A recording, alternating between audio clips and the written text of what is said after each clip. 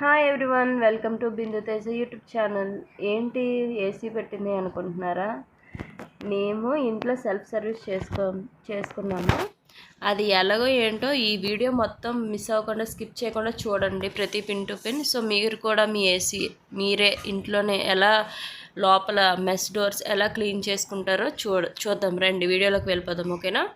చూసారా, ఆ ఎడ్జెస్ రెండు పట్టుకొని మరి ఆ రెండు ఎడ్జ్ డోర్లు ఉన్నాయి కదా, ఎడ్జ్లో పట్టుకొని తీస్తే వచ్చేస్తుంది ఆటోమేటిక్గా. చూసారా, మేమైతే యాక్చువల్లీ క్లీన్ చేయలేదు. ఆల్మోస్ట్ 6 months అవుతుంది క్లీన్ చేసి.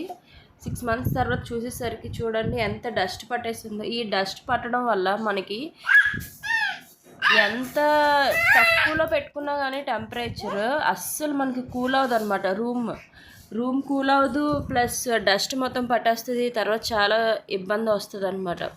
సో ఎప్పటికప్పుడు అట్లీస్ట్ 3 monthsకి ఒకసారి అయినా సరే మెస్ తీసి క్లీన్ చేసుకుంటే ది బెస్ట్ అనమాట.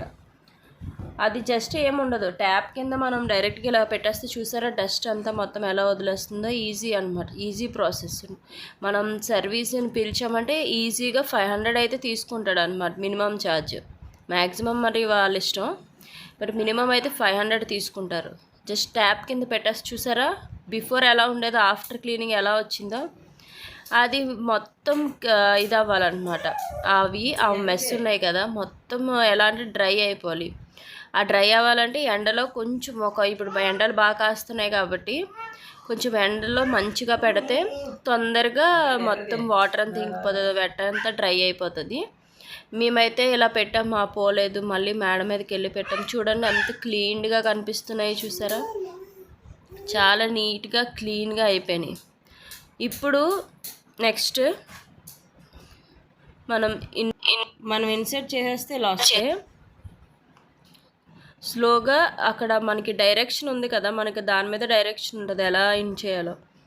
సో ఈజీ వే చేసేసుకోవచ్చు. ఒకసారి ఈ వీడియో చూస్తూ మీరు కూడా మీ ఓన్గా ఏసీని సెల్ఫ్ సర్వీస్ చేసుకోండి, బెస్ట్ ఆప్షన్. ఇంతే, తర్వాత పైది క్లోజ్ చేసేయండి. Thank you for watching my video. ఇలానే ఇన్ఫర్మేషన్ ఏదైనా కానీ ఇంట్లో ఉంటూ చేసుకున్న ప్రతి ఇన్ఫర్మేషన్ మీకు పెడతాను. Please watch.